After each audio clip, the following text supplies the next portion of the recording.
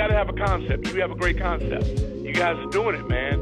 And it's an honor for me to just be, a small rock, man, in your mountain.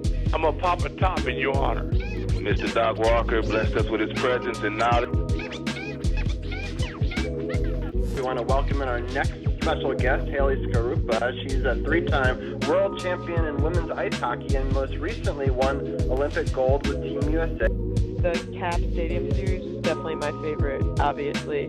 I'm a huge Caps fan. I always have been. And to be there at that game with my teammates and for us to bring, our gold medals to there and share it with everyone in this area was really, really special for me. And just the support and it's been tremendous from everyone in this area, and you can feel that there at that game.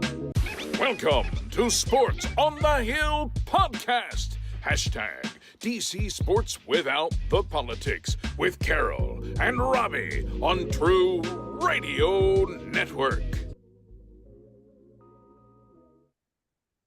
And welcome to episode 357 of Sports on the Hill podcast. I'm joined live with Robbie with Gil, the blue liner on point. How you doing tonight, Gil? Pretty good, Rob. Pretty good. Thanks for having us on once again. Yep, and we're also joined by C4, Cheryl Ann Forrester, a big-time Caps fan and a contributor to the show. And so we're excited to have C4 back. How you doing tonight? Doing pretty good. A little sore. Had a pretty good workout tonight for my refit class, but doing good. Nice. All right, so if you're catching us live, we're watching a Monday Night Football game. The Browns are playing the Broncos. The Browns are going for a 45-yard field goal attempt here. Right now, the score is tied 7-7 before the attempt, and we'll see if it is good. And it is good. So they take a early lead here, 10-7, 8:49 left in the first half. So we'll be watching that game live. If you're also watching live, it's fun. We're launching a new merch store tonight. And so if you do exclamation merch, it'll bring up a command, and we have brand new merchandise to share with everybody. And I'm going to just pin that over here, and so people can check that out all night. And I'm really excited about the merch. I know this is going to be a plug. I'll plug it a couple times tonight. We have had a merch store in the past. I loved the merch that we had, but almost all of them had gone out of stock or, had disappeared over time. And the only thing that had been left was the District of Champions gear, which I love, but I really wanted to bring stuff back. And I've always heard such great things about Fourth Wall. And so with this new website, basically what you're able to do is you can it'll have the ability to gift live on stream. It's not working right now though, but I will see. It was kind of a test to see if it was going to work tonight, and I will look into it more on Monday. But right now it's not showing the live button. But what it's supposed to be able to do is you're supposed to be able to donate live merch to people in chat when we go live, but there might be like a amount of time you have to be live for. We've only been live 10 minutes right now, so we'll check back in the second hour to see if that button appears. And welcome into Andy, Primordial Sounds, and Tina French, and Champ is also in chat, and Troy Evans is joining us on Facebook. And feel free to share it on Facebook to any groups you want. I've already shared it to a bunch, including the Power Play Point podcast and a couple of other rooms. But you can always share it onto your own channel as well. Also, Sith Lord Dan himself is celebrating Victory Monday with us, and he'll be on in hour 2 with Champ to talk about the big Victory Monday we have for football. For hockey, it's been exciting.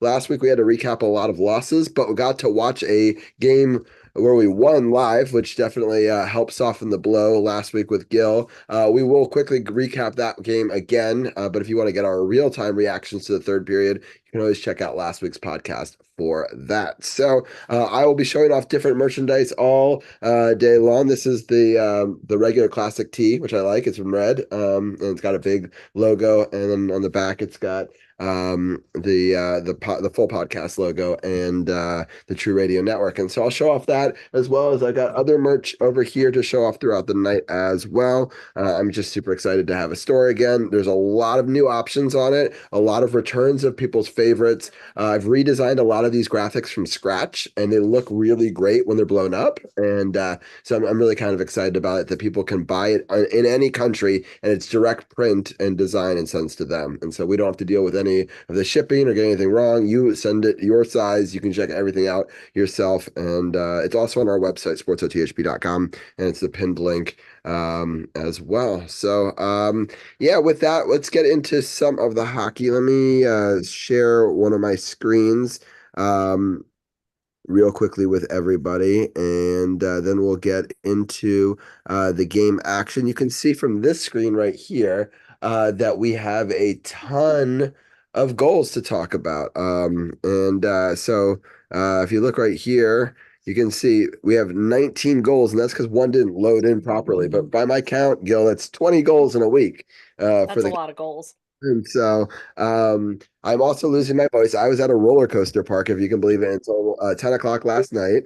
So I took the kids to Wonderland down at King's Dominion, and we had a blast. And what was really cool was yeah, there was like no lines because it was cold, and everyone came on Friday or Saturday because they wanted to celebrate the beginning of the year. And so it was really great. But the downside of that was I screamed a lot because I went on the roller coasters 3 times in a row, and Yes. so which is great, and in the cold, and had a slight cold. So that combo isn't the best for the throat. But we're gonna try to make it through. So I'm gonna rely on Gil a lot tonight. I'm gonna start off with the game in which we watched live. And Gil, I'll let you talk about the return of Lars Eller goals for Washington Capitals.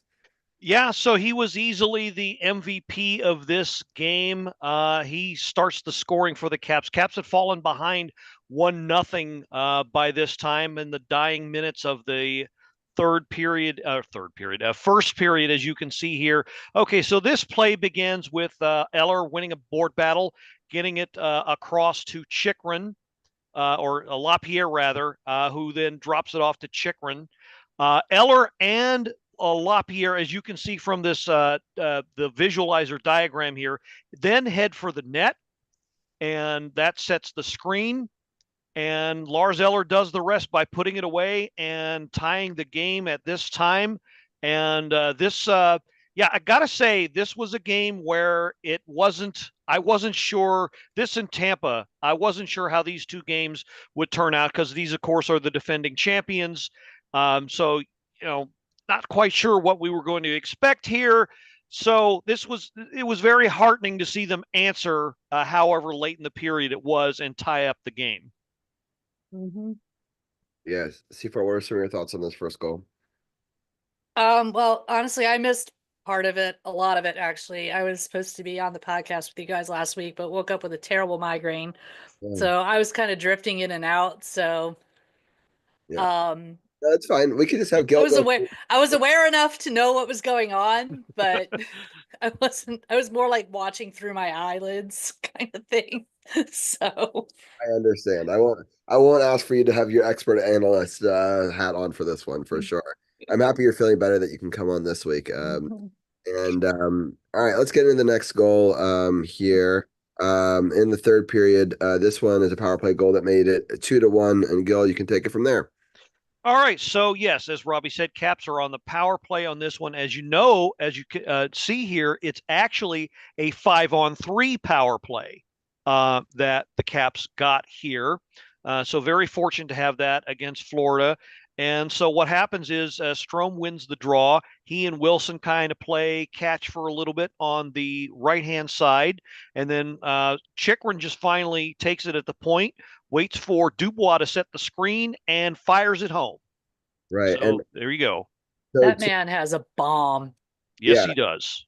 it's an incredible wrist shot that's almost like a slap shot. It is it's very accurate too, and it's pretty wild that he's able to do it. Just to give people a reset, and this is actually when the podcast started for us, was right when this goal happened last week.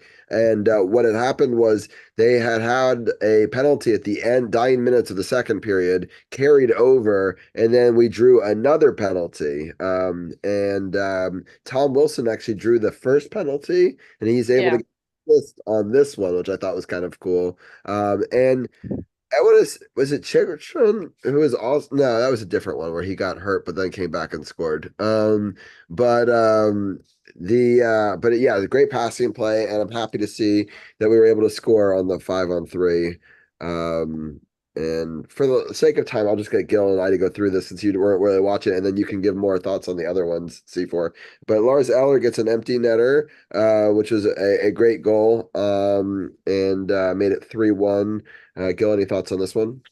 So you can see Dubois kind of pushes it to um, after getting it from Chikrin, pushes it to Eller, and Eller pretty much takes it the length of the ice and buries it. Now, as you can see, he has McMichael as the option with Bennett closing, but decides to bury it, and thank goodness he does. That puts him up 2 with about 90 seconds left.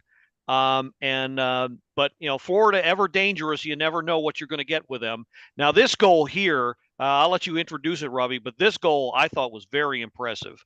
Yeah. So Miroshnichenko, Ouch. I thought was really great because showed a lot of hustle on this play. So this was a pass on the end, Okay. and then it was off of the end boards and back towards the goal, and he was able to hustle to both make sure that there wasn't icing called on this play, but also able to get wrestled away from the defender and make a great play on the puck and shoot it in.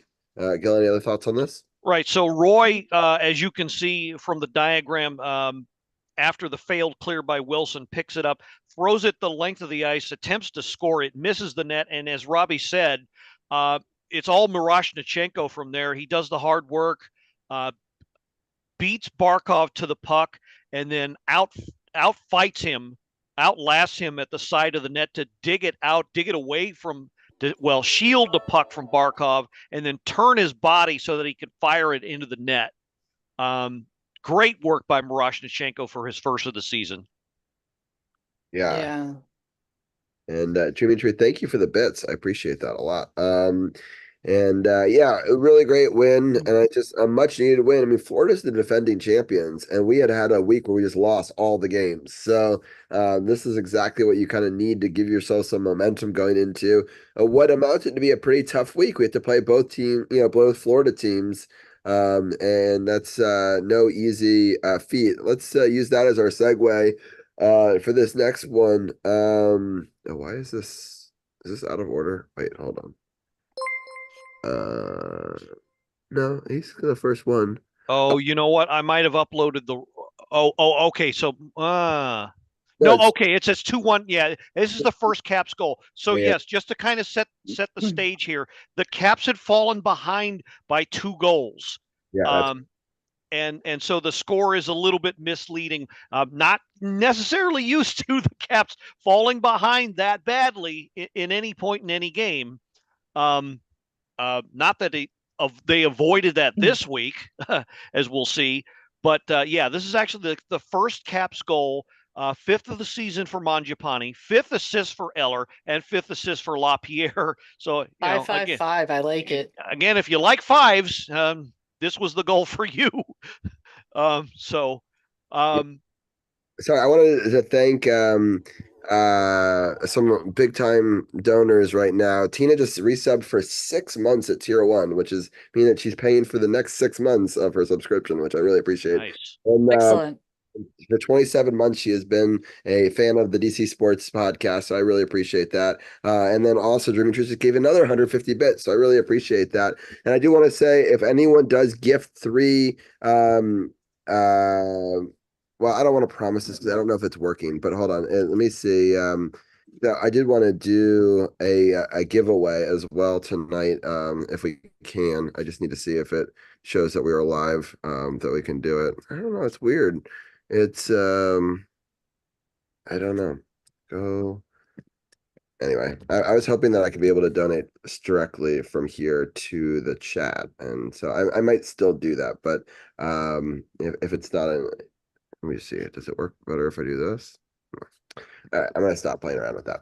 Anyway, but I will get that set up for next week so that we can gift merch because I really do want to be able to do that. And if we end up getting to those goals tonight, I will gift them next week as part of my birthday giveaway. Oh, by the way, next week, celebrating my 40th birthday on the podcast. So anyone who's ever been a part of the show, contact me. You can come on the show. We're going to do hockey for the first hour, and then we're going to have maybe an art stream. We're going to have a ton of different guests. Josh Turk is going to be on. I think Carly Sings is joining us, maybe some other people as well. Maybe the Mod Father, for people who are on Twitch know who that is. And so thank you, Dream Truth. I really appreciate it. Yeah, so next week, we're celebrating my 40th birthday. It's live. My actual birthday is on a Monday, which is kind of crazy. So I felt like I had to celebrate with all the world, and so we will next week. I'm very excited about that podcast. Hopefully the Caps will get some wins this week, because that would be better for the first half of that show. But anyway, I really do appreciate everyone for the gifts tonight. With that, we're gonna get into this. We were down 2-0,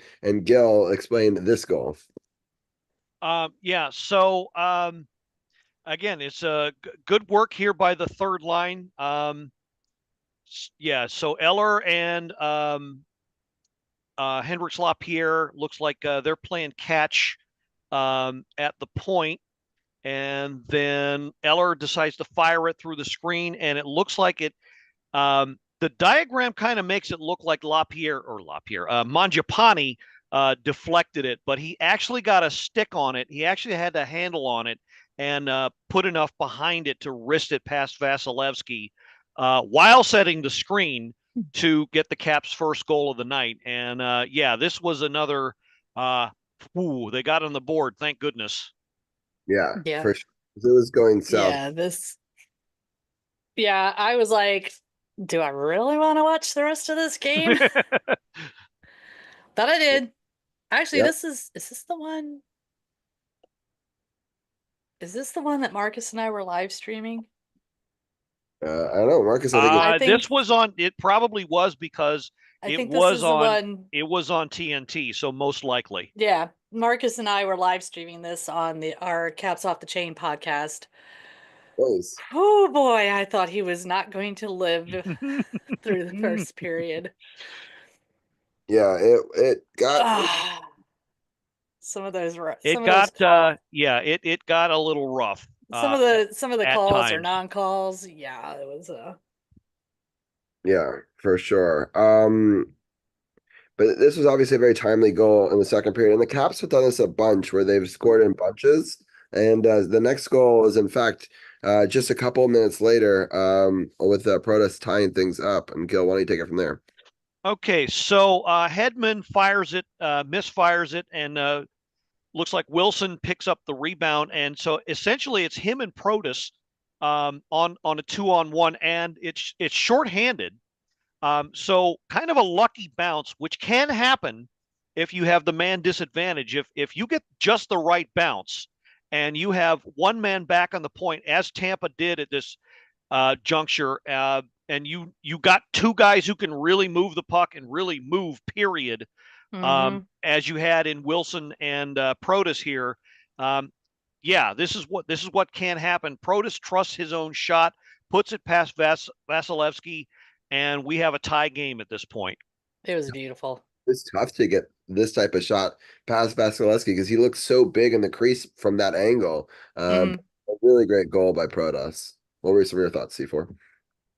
It was beautiful. I mean, I was just like, my big thing is just skate. Because sometimes even on the shorthanded, it's like they enter the zone and they seem to stop skating. And it's like, I love that he just kept skating. He trusted his shot. He didn't look for the pass. He just went for it and it went in. I love that. Yeah. I absolutely love when they do that. Yeah, not really I'm not really breaking any ground here, but the key to any solid, good quality penalty kill is you're a man down, you've got more ice to cover with less people to cover it. So you want your fastest and best skaters out there to do that. And it's really great that Protas now gets a chance to showcase more of his skills, even on the penalty kill here. Yeah. He's come a long way this year. He really has. Yes, he has. He has just, like, by leaps and bounds, exponentially better this year than he's been. I mean, he's always been good, but he's just so much better this year. Yeah. The team as a whole, I think, is just so much better this year than what even I expected. I mean, who thought we would be first place in the Metro right now. Not Like, too many people outside the DMV, that's for sure. It's a little I mean, as much as I love it, it's still a little disconcerting. Yeah, I mean, I can understand being nervous about it. I didn't expect us to be this good. I mean, I thought we'd make the playoffs. I was kind of surprised when like everyone had us not making the playoffs, but I don't know. There's still so much of the season left. I try to pause myself and not get too excited just because, so many things can happen. But Mm-hmm. I like how we've rebounded after those initial games without Ovechkin. I think Yeah. because I think to to a man we could have cratered, right? Like we could have been like our captain is gone, and what do we do now? And so I'm happy to see that they were able to not crater and actually Right. a lot of goals, and so unfortunately, right before the end of the period, in the final minute of the period, they got one back, which is unfortunate because I thought that was going to give them a lot of momentum into the third period. But um, obviously, a good intermission conversation was had, and minute 37 in, we get this Dylan Strom goal, and Gil, I'll let you take it from there. So Strome recovers the bad pass by Hedman and gets it back to Protas, who springs Strome again. And so he takes it. He's taking it in the zone here. Strome has Radish on the wing. Oh, no, I'm sorry. I got that backwards. It's Radish who takes it in, and then Strome is left on the wing to take it in. So my apologies for that. But yeah, Strome proving he's still got one heck of a shot, even though he's known more for his passing skills, which he's using to aplomb this year so far, but still got one hell of a shot here, as you can see. Yeah, Yeah. what were some of your thoughts? Again, just a beautiful shot from another guy who's just really come a long way. And as Gil said, he's what, fifth in points in the NHL right now. I mean, all the doubters, it's like he's putting it to rest, man. He's showing what he's made of, and he's been very consistent this year, and I'm just excited to see this. This is just making me happy, Um, not that there aren't frustrations and stuff, but it always is nice to see that we can still score even without Ovi on the ice. That the next man up mentality and the chemistry on this team is just so tight that it almost doesn't matter. I don't want to say it doesn't matter, but it almost doesn't matter. We have somebody down, there's somebody that can step up and do the job. Right. Exactly. And I love that right now it's Strome and Protas in particular. And I tell you this, I think I've been watching our face-off percentage, and I think it's gone up a lot since Eller's been back, which has been a great deal of relief for me anyway. Because he's always been great in the face-off circle. So it's nice to see those numbers getting better too. Yeah, I agree. I think we're being better in almost every phase.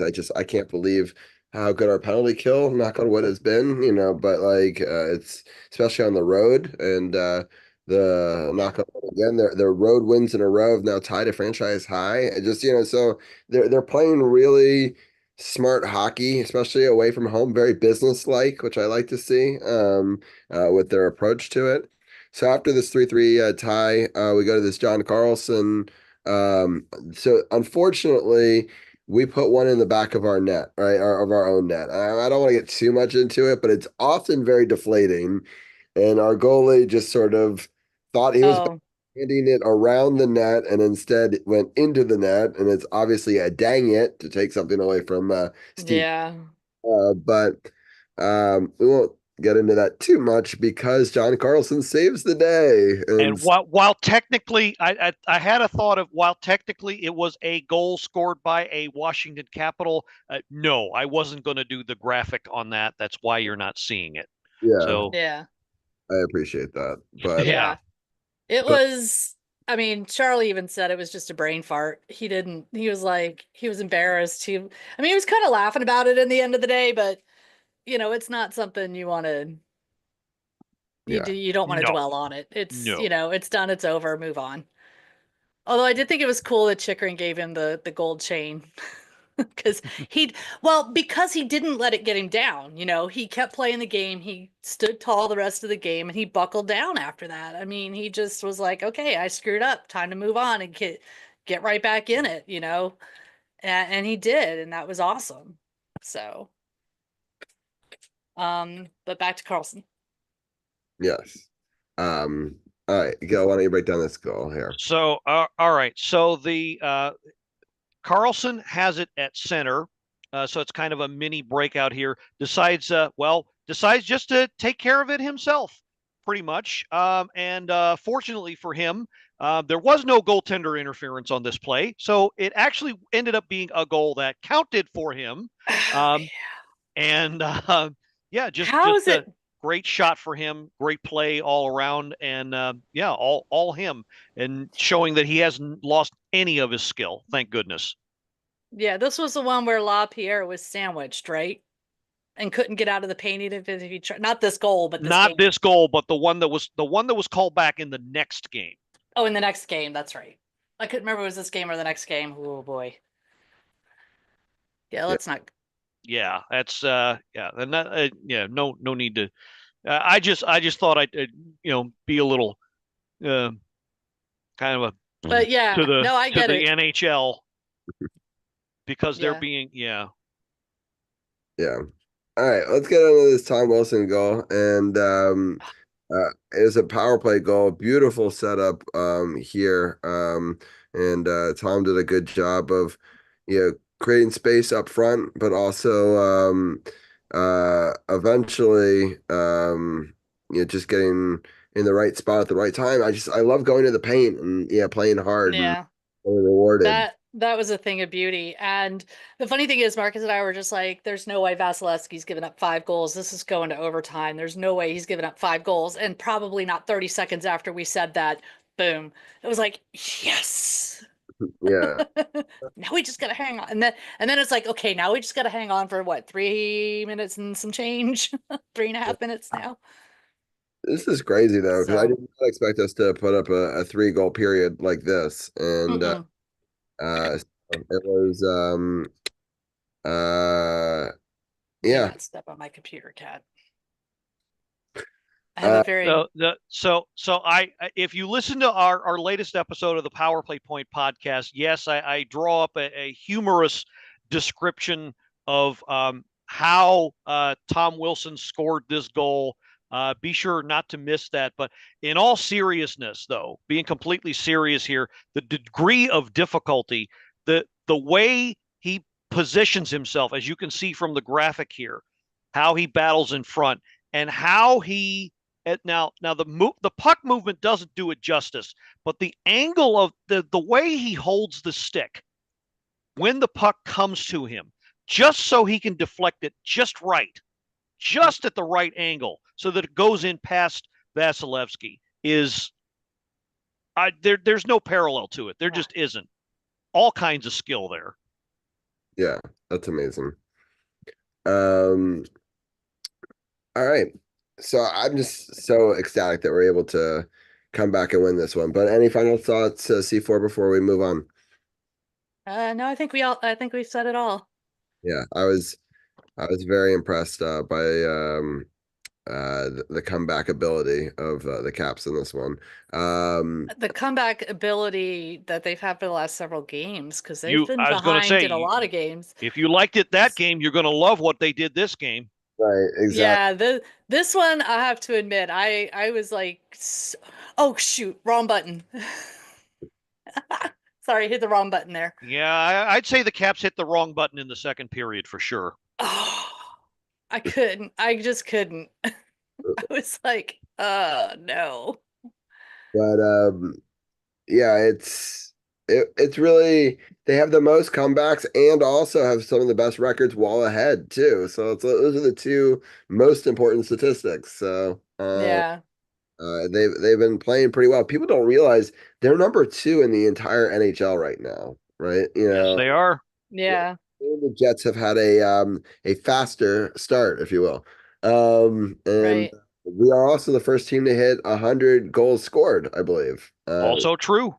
That's Which a really impressive when you think about Ovi is not in the picture right now. So, yeah, who'd have thought? right. So I'm happy to see that some of the other people are scoring. Um, we've Um, got a game against the Islanders that we need to talk about. It was an interesting game, mostly because I was watching Moana 2 during it. Long-standing tradition of almost 30 years with my cousins of seeing the Disney movie of the time since we were little kids, and we took both of my little kids. They all had a blast. Moana 2 was great. oh, On the way back, I noticed we were behind in it, and so I was wearing. I brought props for this part of the conversation. I was wearing this jersey out to Moana too, which I didn't even know that they were wearing their black jersey that day. I just thought, Black Friday, why not, right? there So you go. I also agree Black Friday was a smart decision. And I actually like these jerseys. I know that some people don't. But anyway, I love Tom Wilson. He's also very effective in this game. But in the win streaks and all the wins we've had recently, I've worn this jersey right here, which is very similar but red, right? So I saw that we were behind in this game when I came home. I knew I had to go back out again, so I wasn't going to be able to watch it live from home. All I did was I went home and switched jerseys and went back out. And I'm telling you, yeah, and my cousins think I'm absolutely insane, right? Because I went out to a nice dinner and I wore the jersey all the way to the nice dinner until we won the game. And then I went to the bathroom, swapped it, and put on the nice clothes and went out for the rest of dinner that night. So it just shows a little bit of how superstitious I am. But That's excellent. yeah. So anyway, I just wanted to give a little bit of some of the background. Oops, clicked the wrong button there. Behind some of this, but now we can break down the goals that most of them I saw after the fact, obviously. But I thought I'd at least give a little play-by-play of what I was dealing with. So Gil, we're down 1-0 in this game pretty early, but Nick Dowd ties it up. Yep, fourth line magic going on here. Nick Dowd gains the zone, wins the board battle, gets it back to Miroshnichenko, who again shows a lot of skill here, makes a picture perfect pass to Dowd waiting in front of the net, who slips it past Varlamov for the game tire. I hope you get a chance to see the replay of this pass. It is very good. It's, I think, a perfect preview of things to come for one Mr. Miroshnichenko here. Um, Great play all around by the fourth line, though. Yeah, that was the thing. That was pretty. And Dowd, his sixth of the season, and people kind of forget that he can score. Yes. You know, he's kind of because that's not really his main job to score, but when he does it well. Yeah, I You think know, I'm so excited for Miro's ability to have some time up here. yeah, It wasn't for the reason that it is, but I think it's great for his development and for the future chemistry with some of these players. And it's awesome to see him continue to grow and thrive. When he has his yeah. opportunities up here. So Yeah, it is good to see him. I mean, I was a little concerned I'm glad he's not on the top line. He's not quite ready for the top line yet, but I think he's fitting well right now and on this fourth line. And, he's doing well there. So it gets him the minutes he needs and the time he needs, but it doesn't overpower or overwhelm him, which right, I think on the top line he was getting a little overwhelmed. I agree. Top line in the NHL is very different than top line in the AHL. So I Right. think this is a much better place for him right now on the lines. I agree. And I know that some people did want us to shuffle the lines, and by putting him on the fourth line, it means that multiple lines are being shuffled, but the results are pretty good. So Well, I multiple lines are being shuffled with Ovi out anyway, so what's one more? yeah, exactly. Um, All right. Next goal here is the aforementioned Tom Wilson. This guy. And yeah, Yeah. power play goal and a beautiful one. And using some great passing, especially down low, isolating the triangle, as Locker likes to say, Gil, with the bumper. Often Yeah. TJ Oshie in this spot, right? But Tom Wilson does his best TJ Oshie impersonation here and scores a nice goal. Gil, what are some of your thoughts? Couldn't have said it better myself. The only other observation I would make is if you roll it back to the beginning. So Chikrin with the breakout here. See how okay, so how they enter the zone. See how they come four wide, forcing the Tampa Bay penalty killers to make a decision, either collapse in the middle or take the wingers. Well, they all decide to flood the strong side and then get back into the middle. Well, that cost them some time and some space, and it allowed uh, McMichael, as you can see here, to set up on the right side of the net over by Varlamov, setting the screen, and then Tom Wilson in his usual bumper position, or it's been usual this year anyway, to do his magic. And all you need is another magician like Strome to be the maestro here and set everything up, which he did.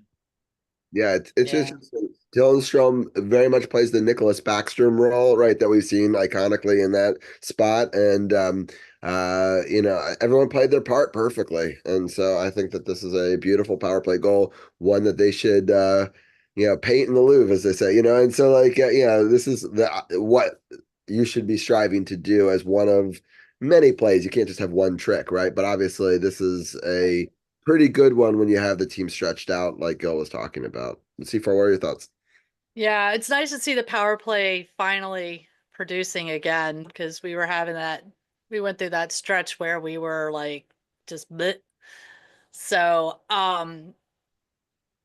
like what Gil said. I didn't think about it, but till you pointed it out. But yeah, if you stretching them out like that does force the other team to make a decision on what they're going to do with it. And it does give us options and opportunities that we wouldn't otherwise see. And I like that they're taking advantage of them and they're not just playing hot potato with the puck until the right person gets it. And they're just, taking advantage of it. And Strom was smart because he saw that 74 was starting to draw two people towards him like a magnet, right? You can say, Exactly. So instead of passing it across ice to Strome, which they would have done if Ovi had been over there, or right, cross to Carlson, which if Ovi had been over there, that's exactly what they would have done. He right, shoots it down to Michael to Wilson, who's in front of the net, and it bumps in. right. So you've got to make sure you've got to look at your options. You can't, and I think Strome is very good at that. He's looking at the options to see what's out there. He's not automatically, yeah, they do have their set plays, and I'm not saying they don't, but like any good center or any good player who has the puck, they've got to see what their options are. Can they shoot it? Can they pass it? Are they supposed to pass it? Yes. If they're supposed to pass it, can they pass it? If they can't, what's the next thing they can do? So I see a lot of that in Strome this year. He's not necessarily making calls on the fly, but he's very observant about what's going on the ice. Yeah, for sure. Gil, any final thoughts on this before we go to the next goal? No, I think we hit all the high points and low points of this one. So Mm. great goal, and it's um, only other thing I would say is that it was I thought it was the beginning of the momentum shift in the game after giving up that that fluky opening goal, but not to be, as you can see by the score here in the next goal. Yeah. Yeah. Well, unfortunately, the Islanders, so this is an afternoon game, and I guess we decided to take our siesta at this point and let them come back into it. And in a second period nap, we let them score three goals. Andrews Lee, Kyle McLean, and Simon Holmstrom score three goals in the second period, and that puts us down 4-2 going into this one. But Dylan Strome on the power play. Minute and 20 into the period. A really important goal here. And Gil, why don't you break it down from there? So as you can see, Wilson's in front playing bumper cars, and he's lots of options here, as we've all three of us have mentioned.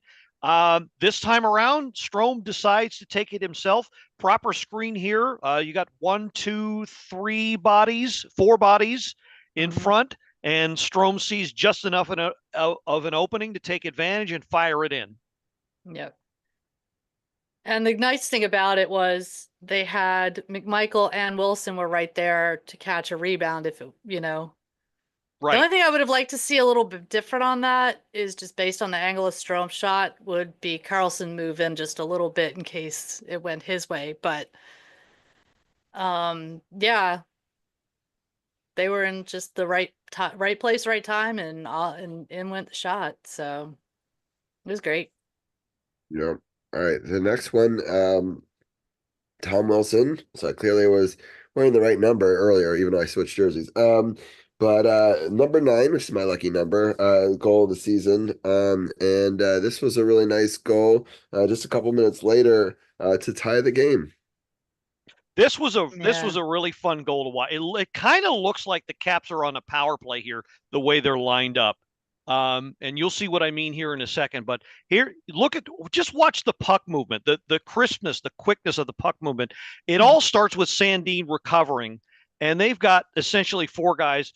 TVR jumps in, and well, look who it is, all alone on an island, all by himself. On an island by himself. He's marooned. He's calling for something. He needs Wilson. Wilson! And sooner or later, he does get the puck and he fires it in for the goal. Right. Yeah. I think Wilson's been clutch this year. He really has. That he has. His goals have either been tying games or winning games. Yeah. Most of the ones he scored this week anyway, or well, this year really. But he's just playing all the parts to a T. He's not getting himself into unnecessary fights. He's really matured. He's become a real leader for the team, I feel, especially in Ovechkin's absence. So stuff that's not even on the score sheet, you can see, he's really showing that he could be the next captain of the Washington Capitals, and so it's nice to see him develop as a player in ways beyond just the goal scoring, which is obviously helpful when you need to tie the game. Right. So overtime goal in this last one here, and I'll let Gil take it away from there. Wow, this one was another fun goal. So it's the graphics a little misleading. As you can see, the assists go to Strome and Carlson. So they had obviously set Chychrun up long before they changed off. And basically, this was just Chychrun taking the puck by himself. Obviously, it's 3-on-3 overtime, so he takes it out of his own end. Watch the Islander defenders collapse. So let the replay run here from the beginning. As you can see, celebrate time, all the bench clears, yada yada. That's fine. Okay, so Chychrun goes towards the net. The defense collapses. They give him all kinds of room and inadvertently set a screen. All Chychrun has to do is put his body behind it and snap it in. It looked more like a wrister to me, but the official count says snap. Either way, unstoppable shot, and it goes in. Yeah, that was a thing of beauty. Yeah, he's been so good for us lately. It's just we need to re-sign him now. Like Janaya said a couple of weeks back, sign the man. Do it now. Yeah. And you can see, the happy, joy end result that he causes here. But, in all seriousness, yes, I think they need to seriously consider not even letting it go to negotiation and get him taken care of. Yeah. Sorry, the cat tried to climb up again. You're fine. It's funny. It's depression. Cannot do not hear anything. So like that's what I love about Zoom. It's like my animals do stuff and I can't ever even hear it. So let's get into the goal scoring for this Devils game just because for timing we only have about 10 minutes left. I was in Hershey for this game, so I did not see it. Okay, I'll let Gil break these goals down, and then I'll get your thoughts on that Hershey one real quick before we get you out of here as well. So, Gil, we'll try to do it a speed round, so we'll let you do this first one. All right, so Carlson starts the breakout, gets it over to LaPierre. He carries it on the wing, holds it long enough, and Mangiapane manages to get a stick on it and direct it in for the opener against the Devils. Yes. And then unfortunately the Devils scored the next two, but Connor McMichael, who's had an incredible start to his season, gets the next goal here. Yes, so it's on the power play. So the Carlson is directing traffic as he always does. You can see the team collapsing. I wish we could see the actual replay of this, though. Perfect passing between all three, and Wilson, he doesn't get any credit, doesn't get anything, doesn't even get a plus point because it's on the power play, but he does his job perfectly, sets the screen, draws two defenders in, leaving the room for Dubois, McMichael, and Carlson to do what they do. Robbie, you mentioned the triangulation before. This was that to a T, a perfect T, as you can see. Let's watch it one more time. Carlson takes it to the circle, over to McMichael. Now, McMichael actually gets a shot deflected. Dubois has enough presence of mind to hold it and then refine McMichael again, who puts it away. Yeah, because the goalie's leaning at that point towards Dubois, and so it leaves an open net for him if he can get it back fast enough to counter, and he does, and then he gets it in the back of the net there. All right, and the next one, we've talked about him a lot. Now he's got a power play goal, Gil.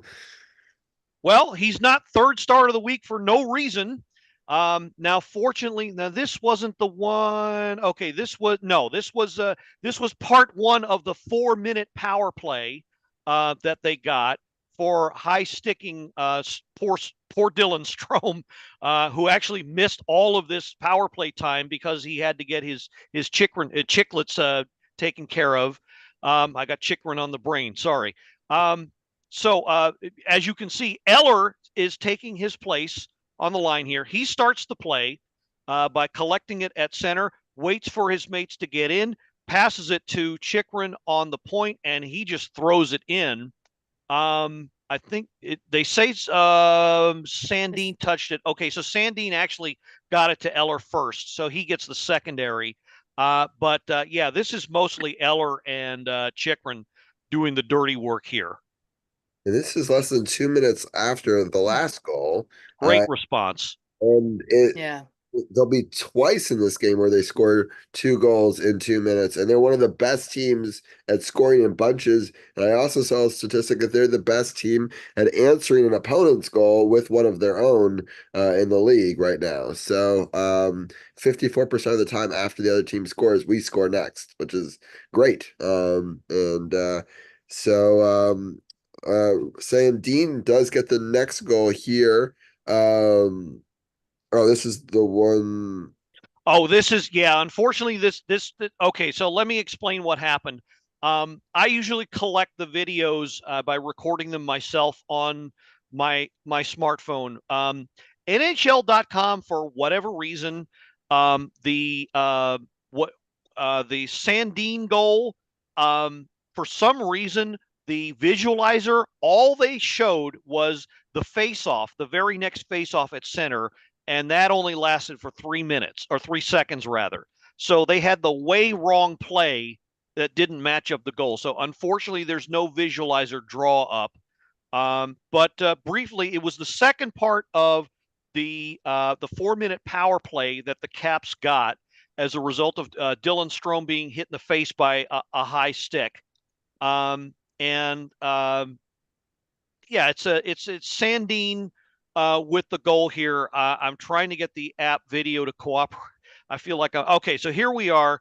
So everybody's behind the net, and Miroshnichenko's doing more of the dirty. Yeah. Oh, okay. I remember this goal now. Miroshnichenko's doing a hell of a lot of dirty work on the right side of the net. Gets it away from Allen and the defenders. Digs it out. Throws it back to Sandin, who's at the point, and he fires it in for the tying goal at that point. It's actually a McNugget minute goal. So this was actually a different penalty. So it was a tripping drawn by Margipane. That's right. That's right. Thanks for correcting me on that. Yeah, that's fine. And but I'm happy that we were able to get that really important goal going into the third period. And I thought that was going to be what stood up. We're up 4-2. Things are going great. And but we're playing New Jersey. This is what New Jersey does to us. Right. So repeatedly. Yeah.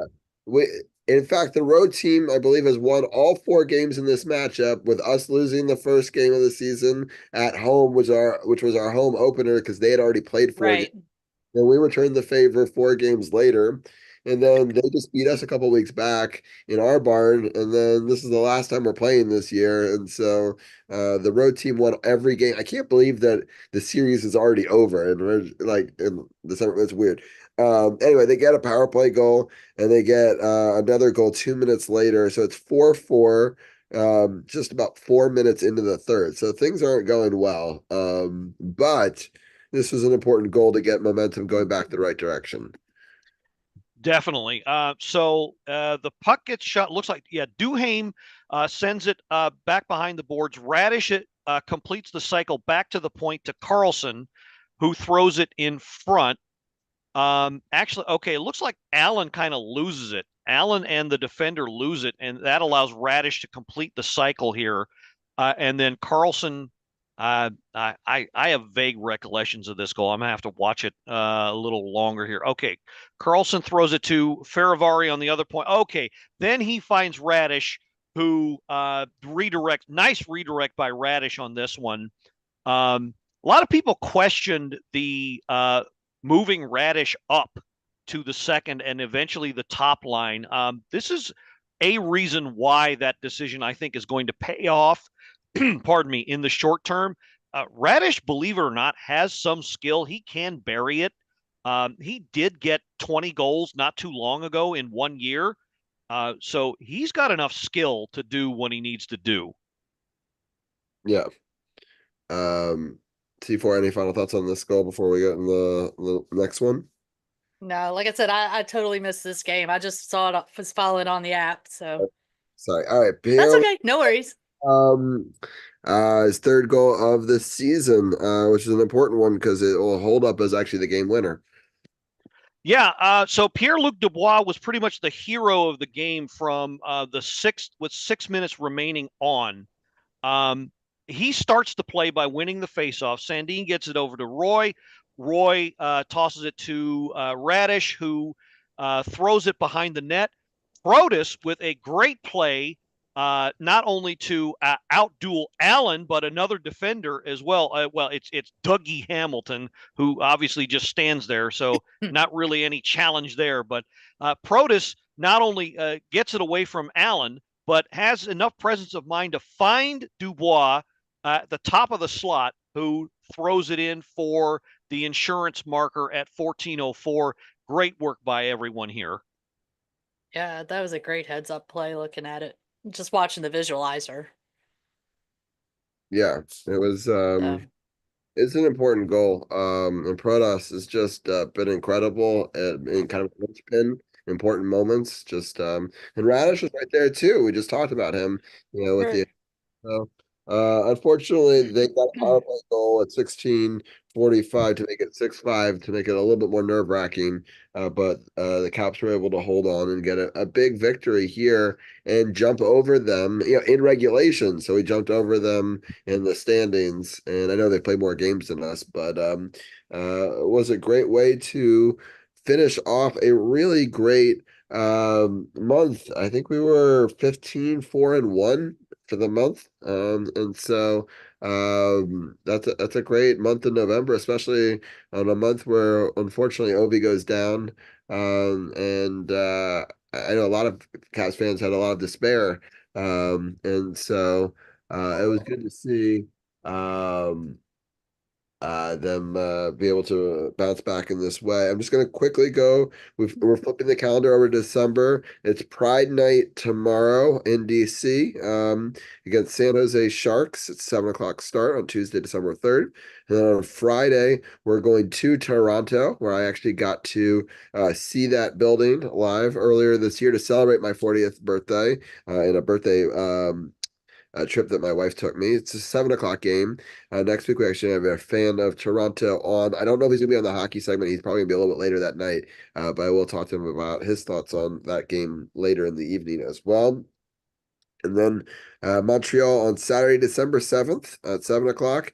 And then we have got a huge break of 5 days until Columbus next Thursday, which means I can't lose on my birthday weekend, Gil, except for at Montreal one, but I can't lose the night before my birthday. I can't lose all my birthdays, so that's great. And, so hopefully we'll win The Saturday game, which is the closest one to it. And real quick, C4. I'm not actually not gonna get your thoughts on these games. I do want to get your thoughts real quickly on you got to go to 2 Hockey Fights Cancer Nights. I know we previewed one of them a couple weeks ago for the I Cap, did. and you also got to go to the Hershey one. I wanted you to quickly, in your parting words, be able to give your thoughts on those 2 games. Well, unfortunately, we lost both of them, but had a lot of fun. Actually, had my first experience in the Ultra Club at the Caps game, and that was pretty cool. We had some really good food. Nice. Um, and this, if you get a chance to do Ultra Club, do it. Even if you just do it once, it's well worth it. But had a great time. The Caps, did their little ceremony before the game with the kids that had cancer and stuff, and it was so cool. And then Saturday or Saturday night, we were at Hershey for their Hockey Fights Cancer game, which was against the Baby Penguins, and they lost 5-4, but it was back and forth. So it was like they scored, we scored, they scored, we scored, they scored, we scored, they scored, we scored, and then they scored the last goal. So it was literally one right after the other. And but again, it was a lot of fun. We were about 4 rows behind the bench. And if you've ever been to Giant Center, it's a much smaller arena. So when you're 4 rows behind the bench, you're actually closer to the players than you would be at Cap One. Yeah, it's really cool. And they can hear you. Like if you're yelling at them, they'll actually turn around and look at you sometimes. So, but it's fun. I mean, all credit to what's his name? The coach, whose name I'm blanking on right now. Todd Nelson. Thank you. He did not turn around at all. But you could read the lips on the linesmen and the refs and stuff. And there was like one at the end of the third period, there was literally 3 penalties in a row that they missed on the Penguins. There was a trip. No, there's a cross check, a trip, and then an elbow/interference thing, like literally within a minute, 30 seconds. And Nelson's going, ah, and the rest like, I didn't see it. I didn't see it. I didn't see it. I'm like, oh my God, dude, really? I didn't. I'm like, oh my Lord. Yeah. So it was fun to be that close where you could actually like read the lips of the referees and the linesmen and stuff. That's pretty cool. But yeah, we're actually going the next game we're going to in Hershey, we're going to the Teddy Bear Toss. So that'll be a fun one. That's always a good one. All right. Well, I would love to talk more hockey and stuff with you, but maybe we'll have you guys back on next week for the birthday celebration, and we can continue hopefully on this upward trend of the Capitals. I do want to point out Greg said a great thing in chat about 10 minutes ago. I don't know if he's still in chat, but he did say you can't not love how the Caps are piling up points so far, but it's anybody's concern about A, the quantity of goals the Caps are giving up, and B, the frequency in which they're giving up the first goal. We've heard about defense winning championships, and so I was going to let Gil and some of his final thoughts give his takeaway on that. Yeah, I'm not going to pretend that that's not a concern. I think the coaching staff is aware of it. And not to be the cold wet blanket here, but unfortunately, there will come a time where those goals that you rely on don't show up. So yes, that is a very real concern. It's a very real thing to think about. And well, I mean, that's why they play the game. So work this kind of stuff out before you get to the playoffs. And as we all know by now, the playoffs is a whole different animal. It's more lockdown hockey. The goals aren't going to come like you're smacking that glass ketchup bottle forever. They're not. So yeah, that is something that they need to work on. Yeah. No, Greg, still For sure. here to hear your answer. Good. Well, thank you for joining us and everybody for joining us across Facebook and Twitch. And it's also people coming over Kick as well. So I appreciate everyone for tuning in. Gil, before we let you go, let people know what's on the Power Play Point podcast this week. Absolutely. Thank you, sir. So yes, our latest episode is out. recorded yesterday. It's we're 24 games in, so it's a kind of a quick little quarter pole review of how the team is doing, featuring these 4 games. Again, it's great that they're scoring all these goals, but it's not to say we're kind of it's a bit of a double-edged sword here, as I mentioned in a post in our room. It's great that they're scoring all these goals, but sooner or later they're going to come across that adversity, and it's going to be important to see how they handle that. Slumps happen to every team, so watch for that bump in the road. But at the same time, it is so great to see them do what they're doing now, because so many other so-called pundits counted them out. So I guess the theme of the episode, if you want to attach one to that, is guarded optimism, sort of. Yes. Yep. And then you mentioned that you were on the Circurum Capitals Off the Chain podcast, and that you were on last week's episode. Is that right? Yes. A recap of this of the. So Gil, you were on last week, but then you also did a live one on their YouTube channel. Is that right, C4? Well, yeah, Gil wasn't able to be there because he was doing his. You had something else going on. But I had, yeah. I You couldn't joined be. us for I a couldn't little be. bit after the game. I was a post game intermission guest. Yeah, he came in after, but yeah, there's a reason it's called Off Their Chain. But but in all seriousness, to give credit where credit is due, Marcus does know far more about hockey than I have ever forgotten, or he's forgotten more than I ever will know. So the actual podcast is a lot more serious. We do have fun with it, but it is actually a lot more serious. Do you know what the name of the YouTube channel is? Because I've been linking to the podcast, but I want to also link to that. Hold on. Let me get in here. It's just if you go into YouTube and search Capitals Off Their Chain. Got it. All right. It should be there. Capitals Off. Yeah, Capitals Off Their Chain podcast. And there's, hold on. Got it. You found it? The pink mustache with the red hair? Yep, I see it now. All right, awesome. Excellent. I'm gonna make a new and check out their live shows on the YouTube. So yeah, I'm making a new the next live stream we're gonna do. I think not till January. Got it. Yeah. But yeah, we're recording, I believe, on Wednesday. We usually post it. He usually posts it right after we record it. So cool. Well, now we've got a new command in chat over on Twitch, and I'll also link over to the YouTube in the show notes as well on our webpage. Excellent. People can check it out on SportsOTHP.com, and if they missed that, they can always go back and rewatch it. And so thank you, C4, for joining us. Thank you, Gil, and we'll hopefully have you guys back on next week. I think Anna's going to be back on as well, and we'll celebrate my birthday, hopefully with a couple of Capitals wins. And I hope that you guys have a great week. All right, sounds good. Thanks, man. We'll talk to you soon. Yep. Bye.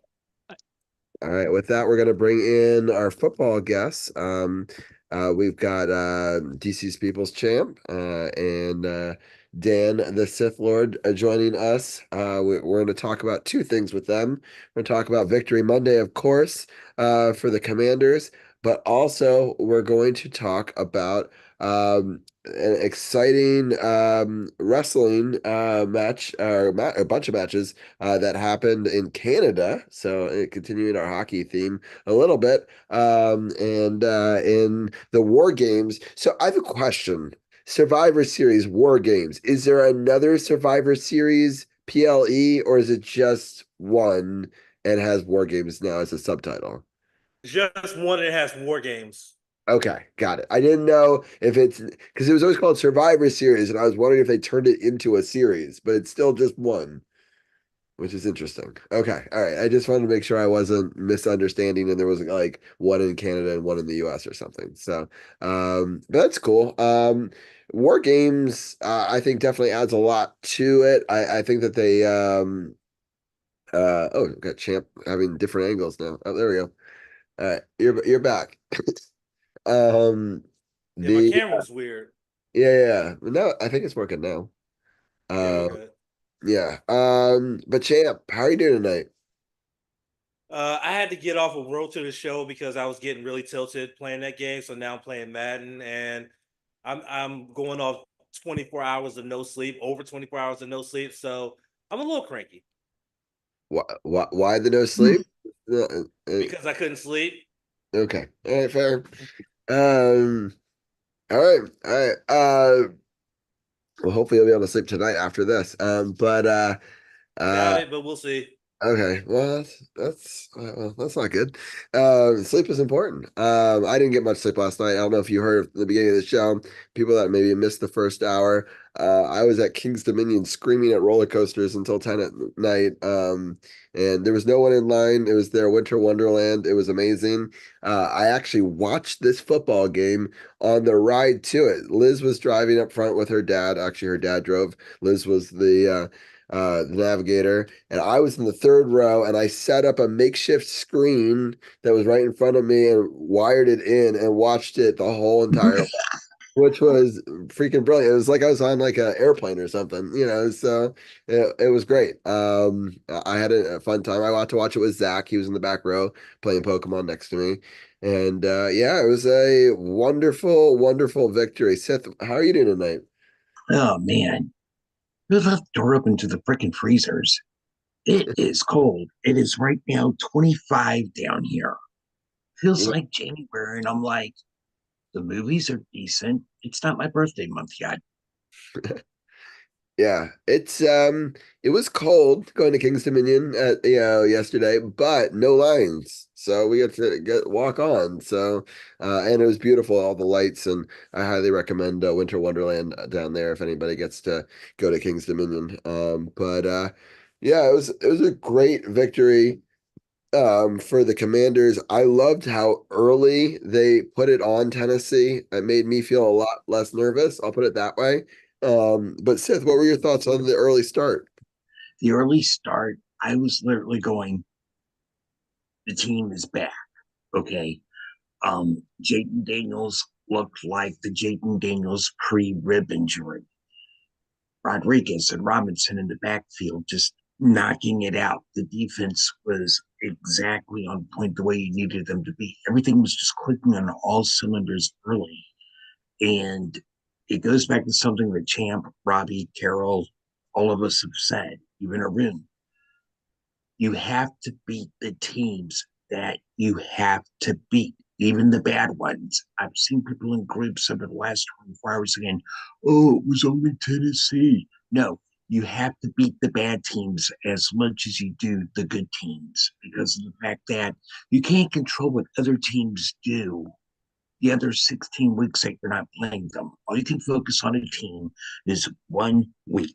That's it. Well, division 2 weeks. Still, you have to be primarily focused on that game that week, not worry about what they did 3 weeks ago or what you have to do this week.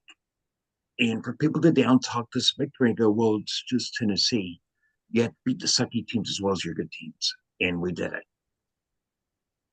Yeah. Champ, what were some of your thoughts? I got to put my controller down for this one.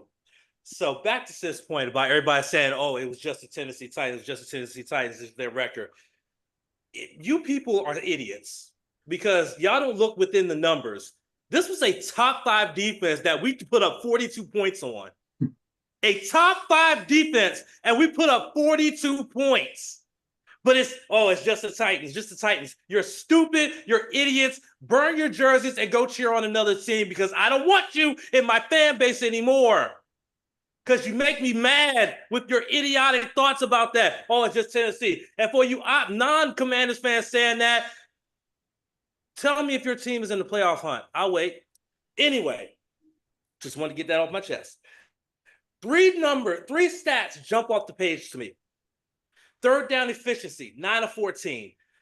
They call that the money down, meaning that if you can't get a first down on third down, you can't keep your offense on the field, keep that defense off the field to rest, you're not going to win many games. When you convert this good of a percentage of third downs, that means that defense is staying rested and they're able to go out there and only give up 19 points. That's stat one. Stat two, Sis said it. Robbie, you said it. Carol said it. I said it. We got to get the run game going. 267 rushing yards as a team. We got the run game going, ladies and gentlemen. And you see how effective it was. That's stat two. Stat three, total yards of offense. 463 yards. On the top 5 defense in the league, we put up 42 points and had 463 total yards of offense. But it's just the Titans. It's just the Titans. Shut the F up. That's what we did as a team. That's what the Commanders did as a team. And then one bonus number, just because I'm just in this mood. One bonus number. There were 5 punts in this entire game. Washington had 1, and that wasn't until the second half. Okay? 1 punt. They even had a 4th down conversion that Washington did. That's how you know this team was clicking right before the bye week, which is why I'm kind of sad that the bye week came this late, because now they've got the momentum, but now they got to sit on this for a week. They got to sit on this for a week before they go down to New Orleans and face the Saints. And that defense is going to have to figure out a way to get Alvin Kamara in check. They don't have to worry about Taysom Hill, because Taysom Hill reportedly suffered a torn ACL yet on Sunday, so he's done. So that's someone you don't have to worry about is Taysom Hill. You have to worry about Derek Carr, and you have to worry about Alvin Kamara. You worry about those two, you're good. We'll get into that later. But right now, this was a game. I didn't even watch it. I listened to this game because I was out doing Lyft for the first time in 4 years. Made over $163 in 6 hours. That's how good of a day it was.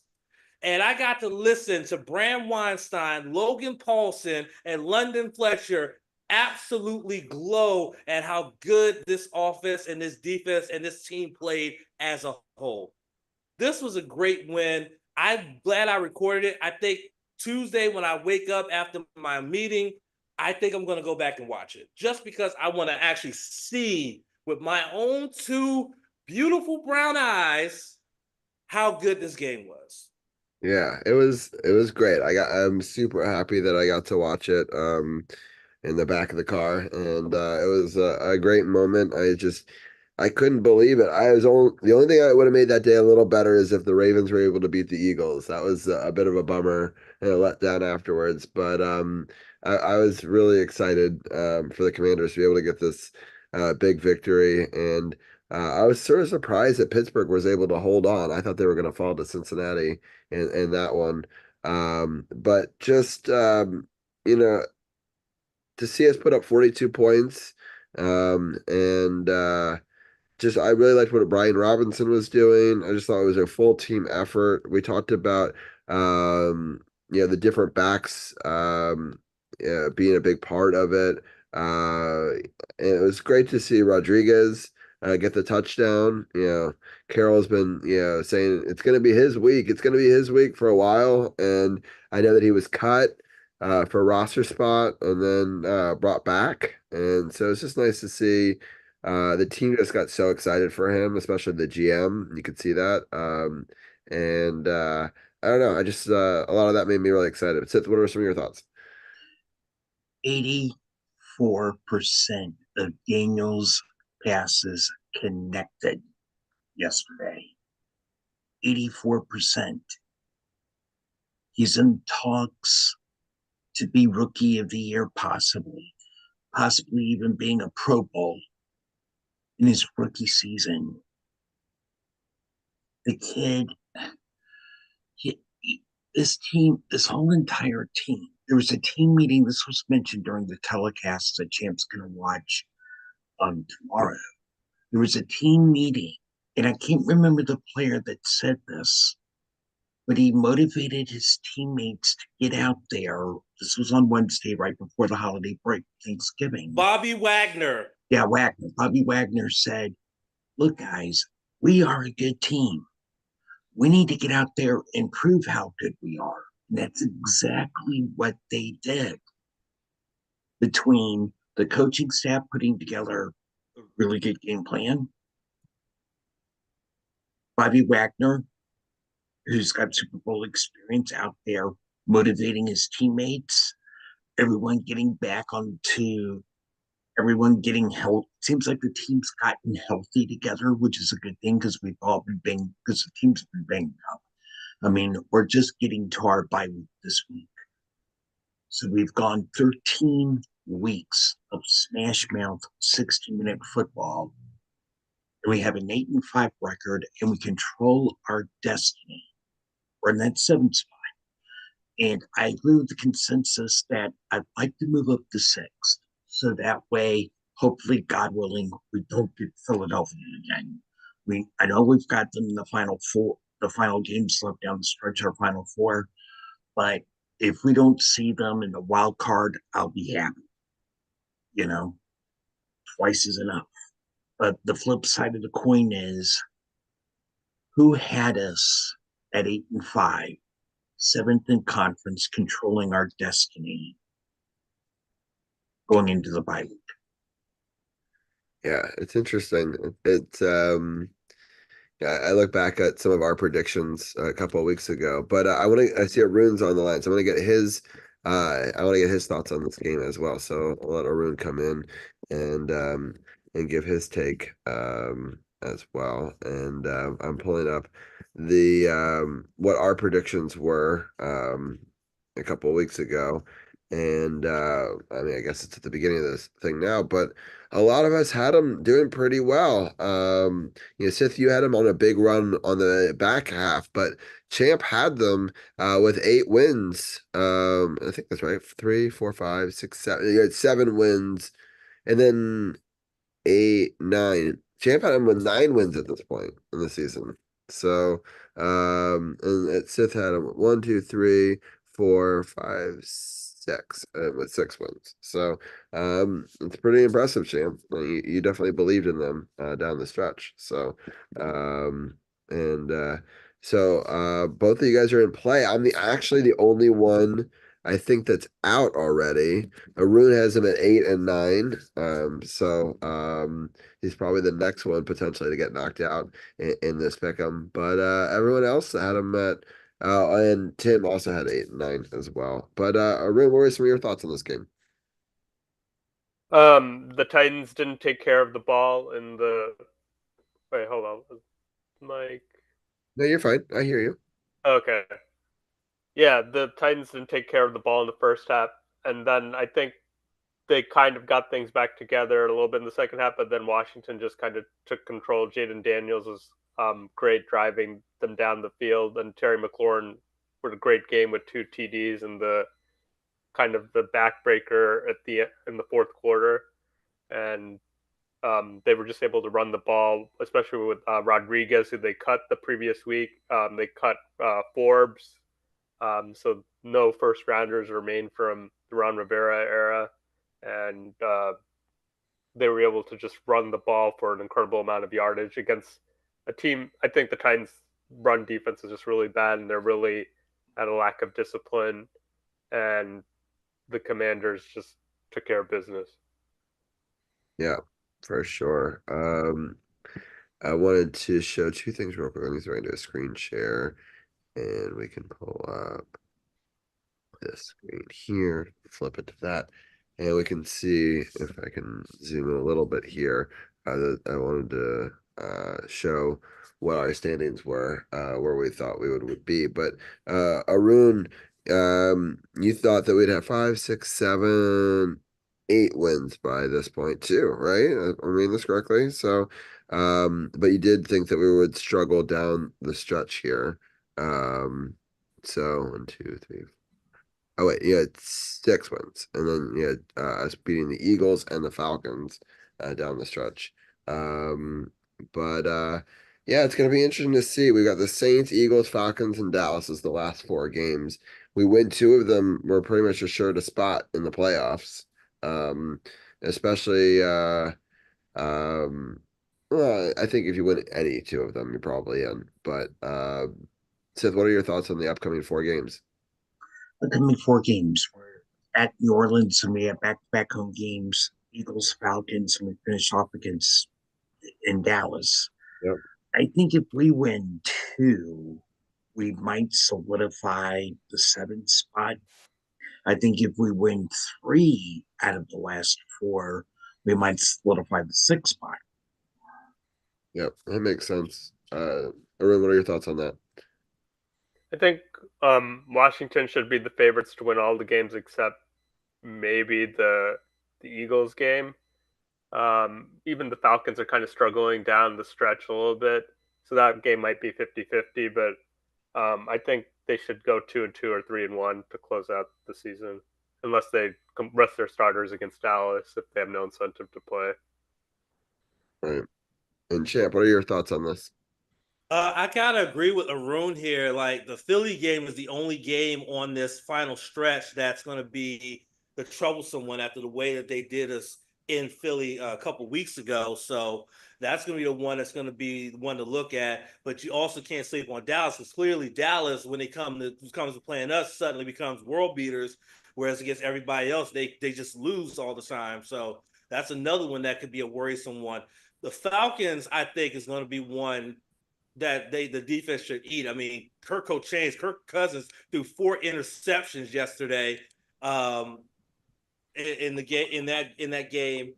It was unbelievable to see how much he's fleeced Atlanta and whatnot. So it's just crazy to think about that he's fleeced them so much. He went out there and threw 4 interceptions, and guess what? There's still no quarterback controversy. They're still going to go with this guy despite 4 interceptions thrown in the game and a loss. So I'm pretty sure that this defense should be able to eat against him in that offense, especially if they're getting going after a game against the Saints and they get a good one against the Eagles. So I agree with Arun. I think 3-1 down this stretch is definitely doable. 2-2 would still most likely get us in the playoffs. But what if they do the unthinkable and they go unbeaten? What if that happens? Like, why not us? That's what Fred Smoot and them said out on the post game on after the game against Tennessee. Why not us? Hey, if we run the table, go 4-0, finish out with straight W's, finish up 12-5, that would give us major momentum going into the postseason that no one saw coming. I mean, honestly, if we do that though, because down the stretch, I mean, the Eagles have to play Pittsburgh, us, Dallas, and the Giants. And you know how divisional matchups work, right? So there's a chance if we were on the table that we could even steal the division title, right? You know, because yeah, we'd only have to have them lose 2 more times to those other teams to have a shot at it, right? So and Dallas hates them, so you know that they could shock people. So it'll be interesting to see down the stretch in Pittsburgh too. I'm going to quickly go through the list. I want to give a shout out to Sith, who's right there, just 20 points behind Pete in the lead here in our pick'em. And Tommy Dykes, my father-in-law, who's actually just on his way home. He was here this weekend. Just 10 points back of that in third place. So I'm way down here. We don't have to talk about that. Let's get into this week's picks. I'm gonna pick the games real fast, and each one of you guys is gonna pick one game this week. We're gonna do it lightning round so we can get into some wrestling and then get out of here. So I will pick all the games. Each one of you will get one game to pick that you want to talk more about at the end of the segment. So got Packers, Lions. I'm picking Lions at home. The Titans look better than the Jaguars. The Jets keep on choking, so I'm gonna go with the Dolphins. The Vikings, Falcons. The Vikings need. I think the Vikings are gonna keep on winning at home. To be honest, the Falcons need this win though. Giants, Saints. I do think that the Saints are the better team there. Giants looked pretty pathetic. That was a terrible Thanksgiving game. The Panthers, Eagles. The Eagles are much better. And We've got Steelers and Browns. We got I think the Steelers are going to win that one. We got the Buccaneers and the Raiders. I got the Buccaneers winning that one. Going on a little bit of a hot streak in the Vegas. I can't bet on them. We got Cardinals and the Seahawks. This is for possibly the Western Division. I'm going to pick the Seahawks in that one. The Cardinals haven't proven enough to me. They keep on winning, losing, winning, losing. They do play better at home, but I think that the Seahawks have just been the better team of late. We've got the Rams and the Bills. The Bills look really good in the snow in this one. 49ers are reeling, but no team is worse than the Bears. It's just the Bears find new ways to lose games to divisional opponents.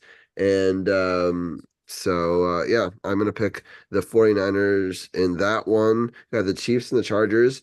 The Chiefs find ways to win games, even though they shouldn't win them. And so it's really hard to bet against them. We got the Cowboys and the Bengals for I can't believe I have to talk about the Cowboys on my birthday show. But anyway, we will. And I'm going to pick Cincinnati just because I hate the Cowboys. And with that, I will hand it over to Champ. You get first pick. Which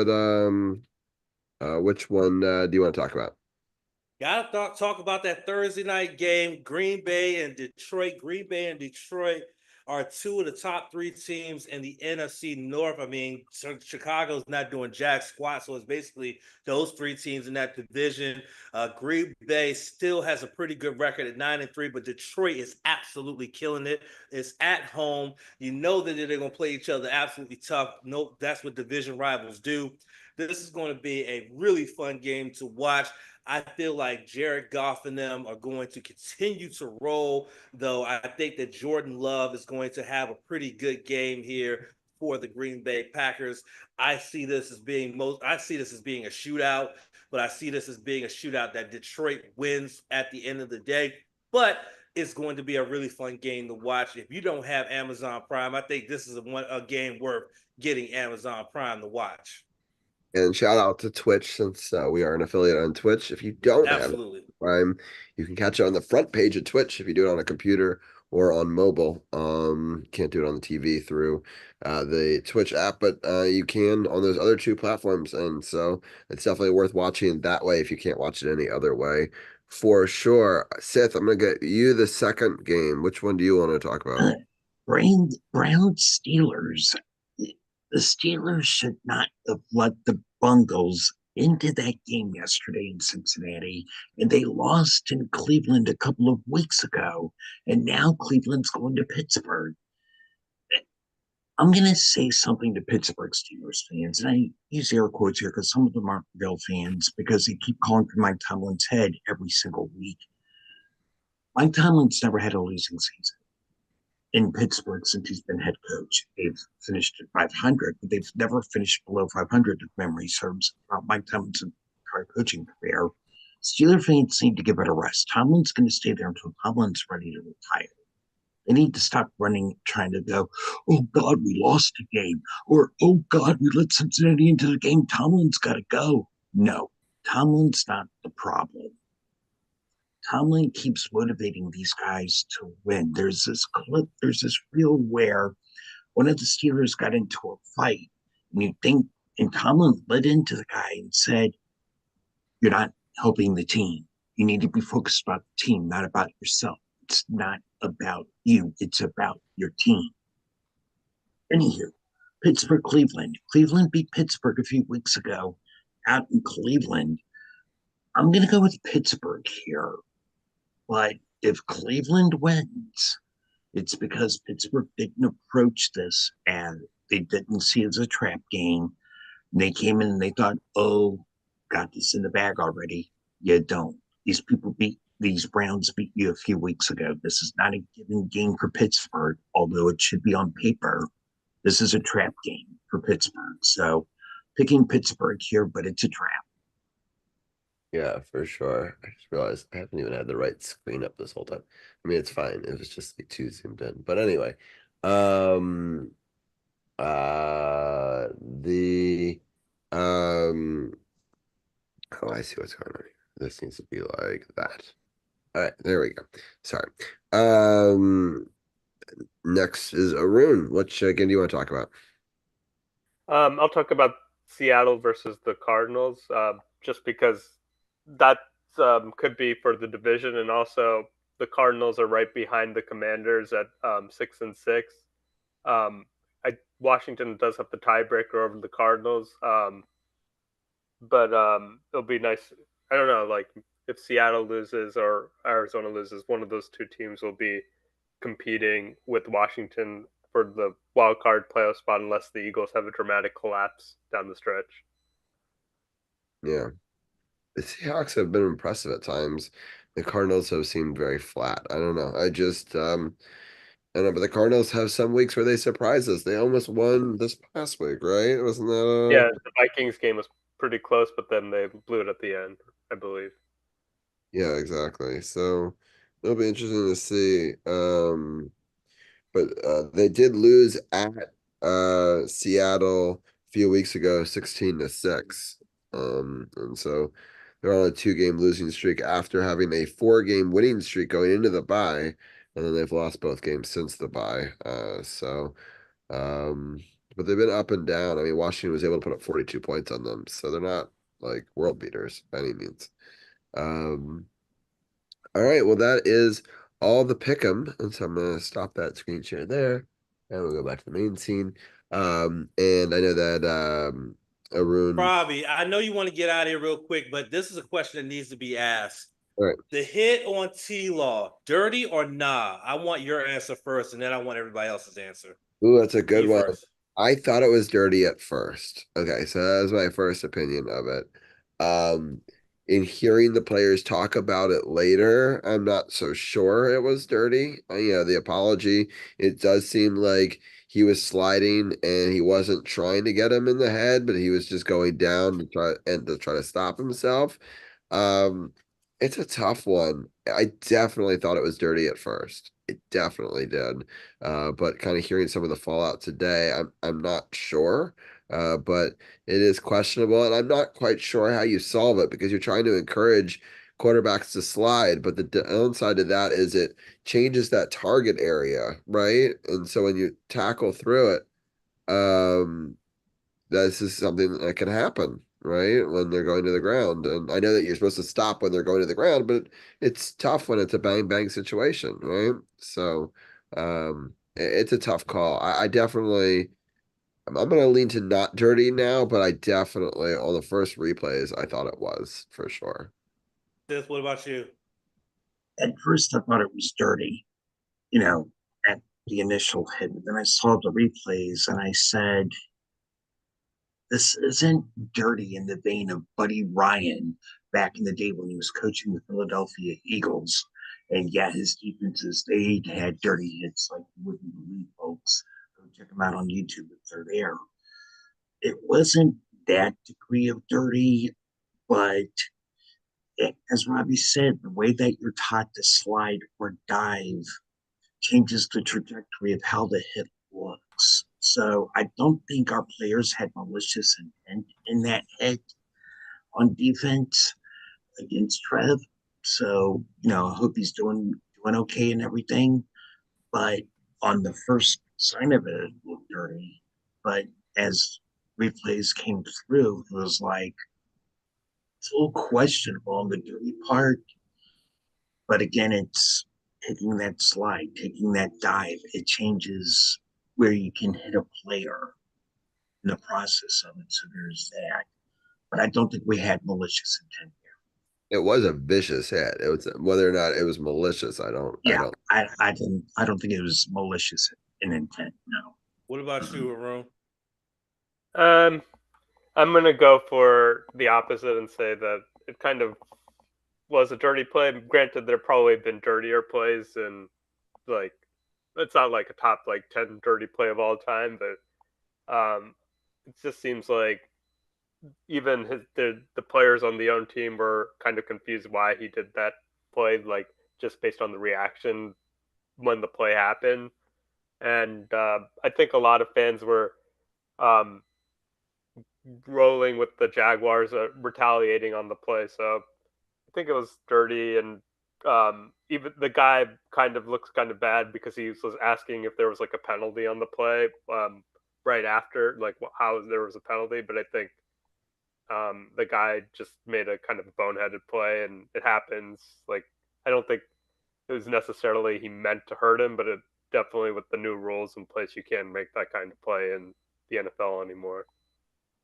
I'm gonna say it did come off as dirty only because when it happened, and the Jaguars, of course, showing that they're going to have their quarterbacks, back.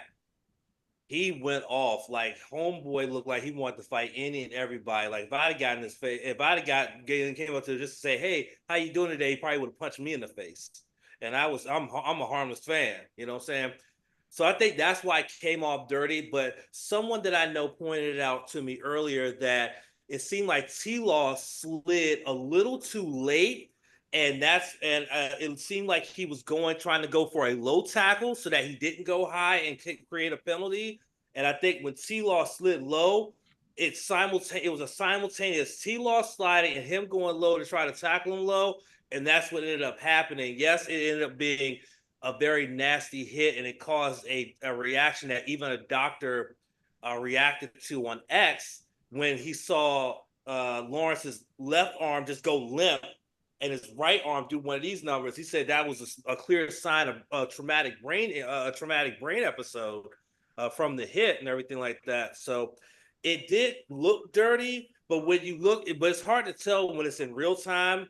But if you look at it in slow mo, you could just tell like T-Law took the slide a little too late as dude was coming in, and it's just once you get that momentum going down like that, you can't stop gravity, ladies and gentlemen. You can't stop gravity.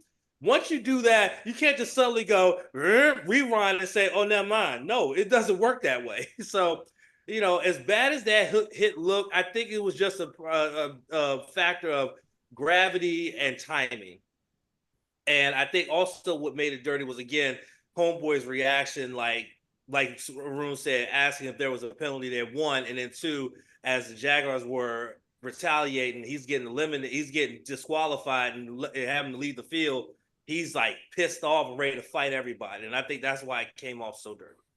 But I just wanted to get that thought out there because that's been a prevailing topic for the last 24 hours of that hit on Trevor Lawrence in that Jags game.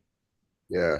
And I also wanted to mention in the live game, it's 25-28. It's a pretty close game with the Broncos leading 28-25. It's been a little bit of a back and forth affair. But yeah, that going back to that Pittsburgh game that Seth was talking, we've got the Browns are playing on a short week, and Denver's lucky they're going into a bye week, after their Monday Night Football game. So, it'll be interesting to see what happens here. It's about 6 minutes left in the third quarter, and the Broncos are in their own end zone, and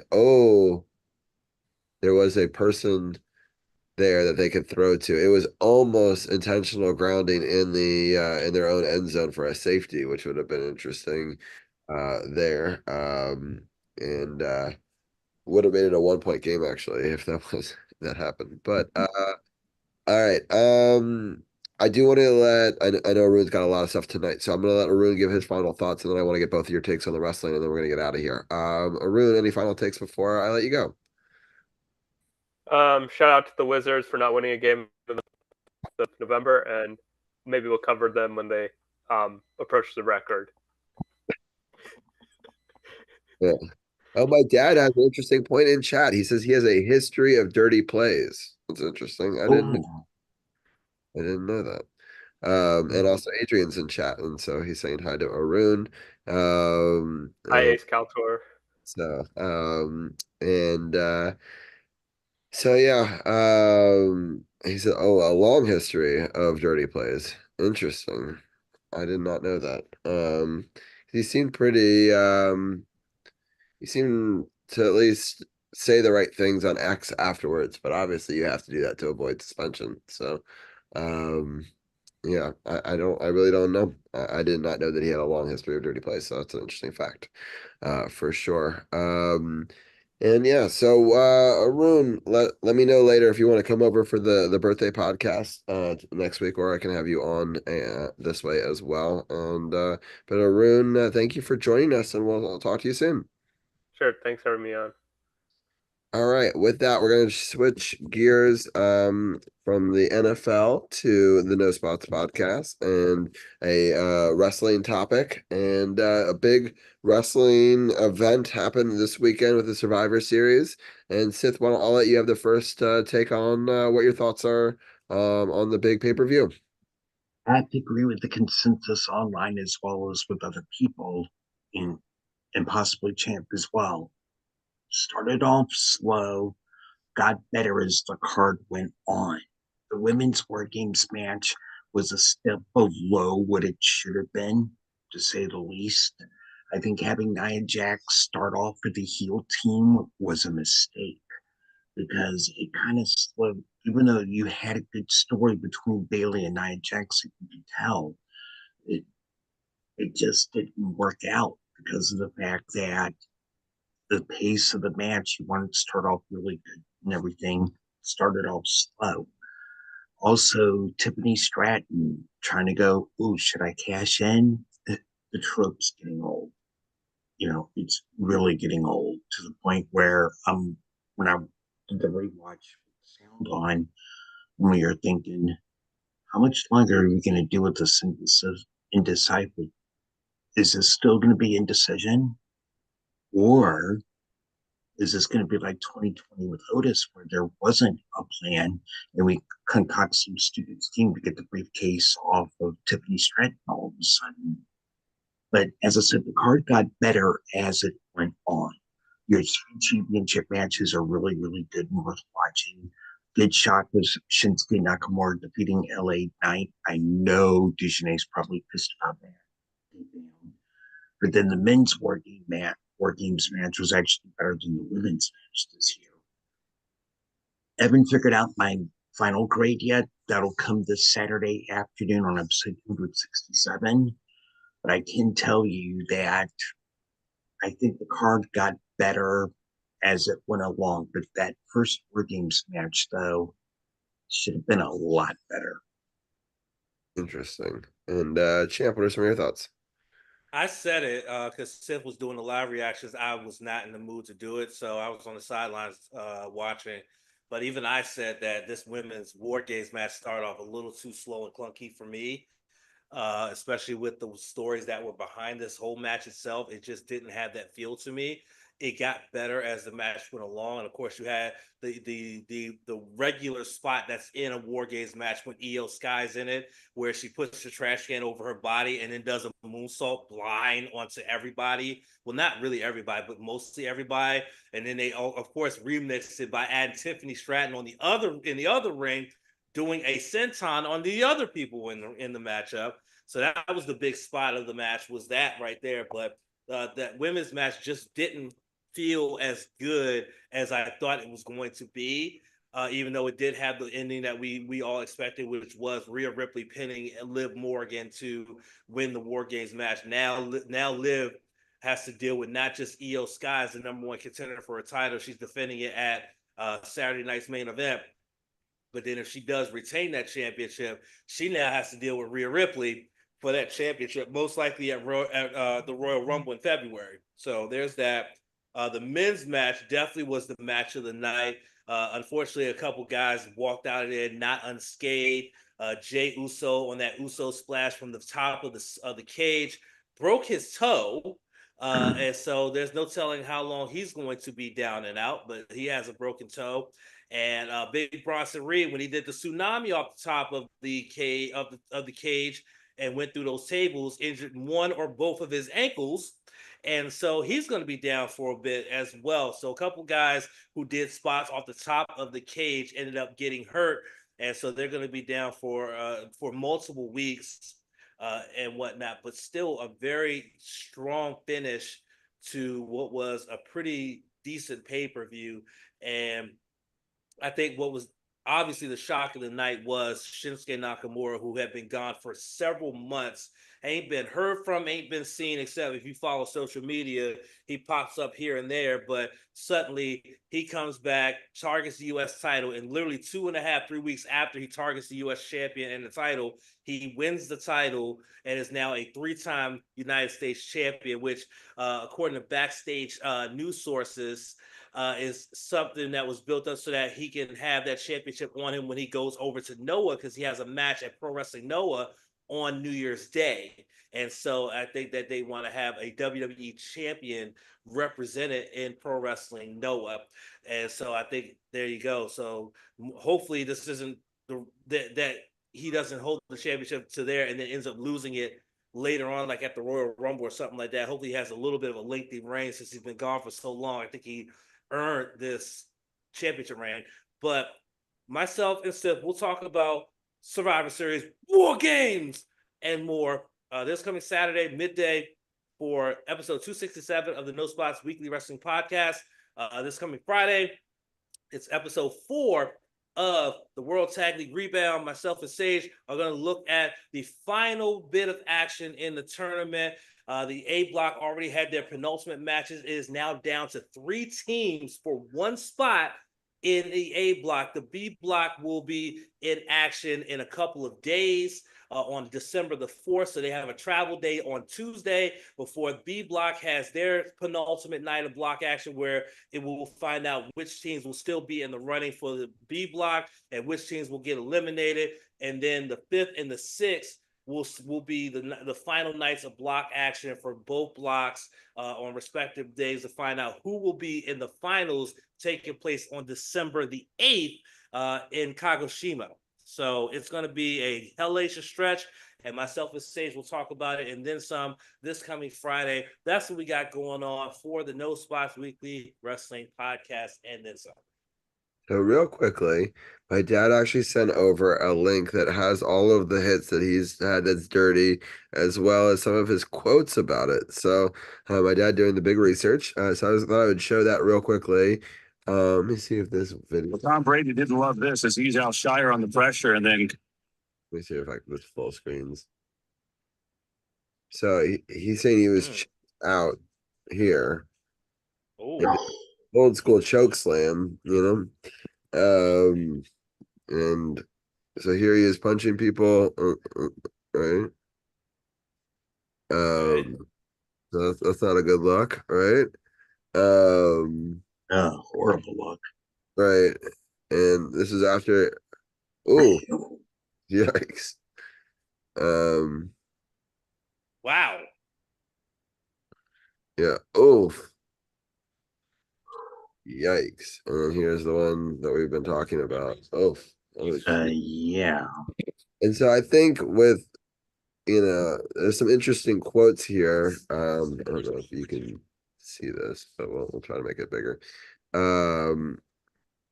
But he says, I always played the game as hard as I could, never with the intent to harm anyone. And anybody who knows me knows that, says the Texan star.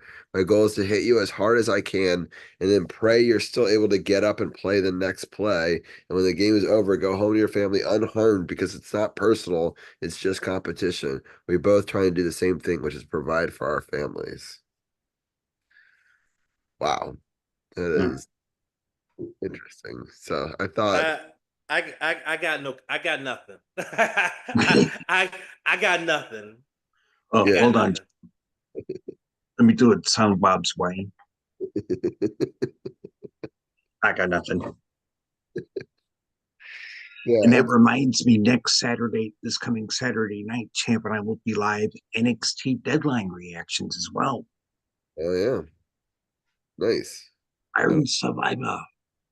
Yeah. Yep. And then next Saturday we have live reactions to the return of Saturday night's main event, which I'll be popping like crazy because it's got that retro 80s feel.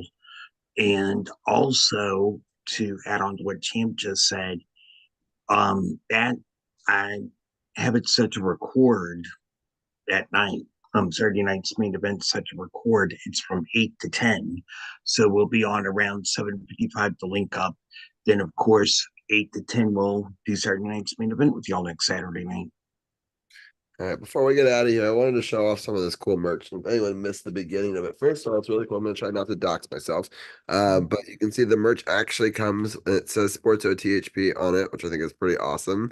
And then I'm wearing the red, the new, so everything's been redesigned, new high resolution merch. You can kind of see the back there. You can see the logo and the True Radio Network, right? And then I can see it a little bit better on the back of the hoodie.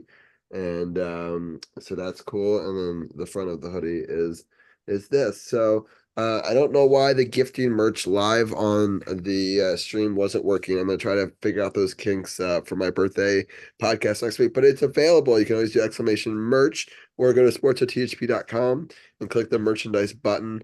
And I already saw that people are starting to buy some merch, which is really exciting. And I have to say, I ordered it. I got rush shipping because I was hoping to get it by next Monday for my birthday, and it's already here. So if people want stuff for Christmas or Hanukkah or the holidays and stuff like that, it feels great. I do highly recommend it. I just wanted to give a shout out to the new merch company, Fourth Wall.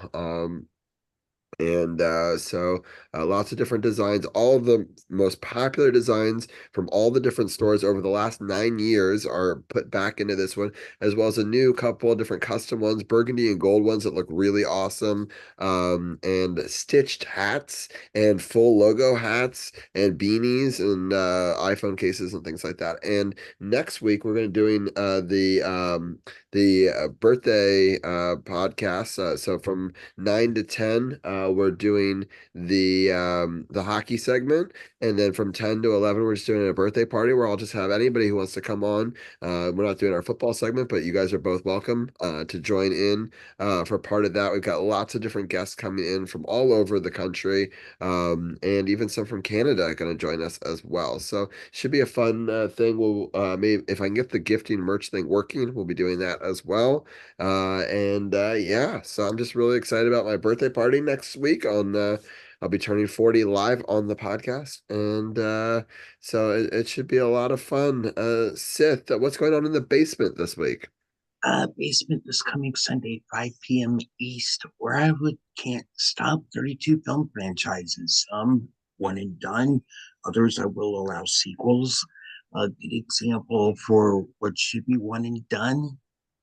A lot of people aren't going to like it, but I have certain franchises I think should be one and done, other I grant sequels to.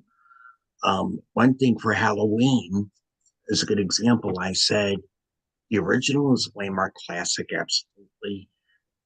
Either do Halloween to the original without Michael and Laurie being related, or just do the anthology route and just disregard Halloween.